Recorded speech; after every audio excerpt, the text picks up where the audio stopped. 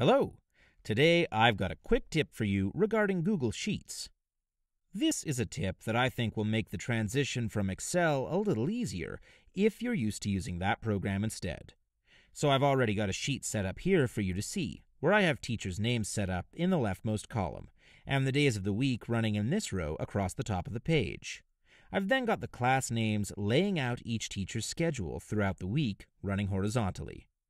Now, if I think this spreadsheet would look better with the columns and rows reversed, in Excel I would just use the transpose copy and paste function.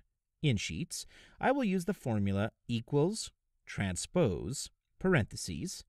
Then I will select my range, close my parentheses, and hit enter. As you can see, the days of the week are now listed along the left-hand side and the teachers' names are across the top. So just to make sure this makes sense, I'm going to show you a second example on another sheet.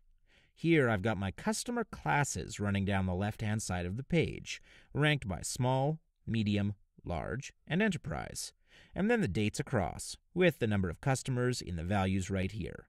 So I'm going to use the same formula, equals, transpose, select my range, and then hit enter. And just like that, I have a new table.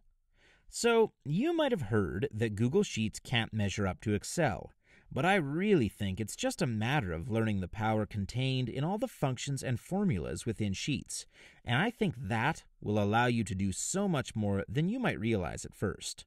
Hopefully you found this helpful. If you have any questions, just let us know in the comments section below. Thanks for watching, and have a great day.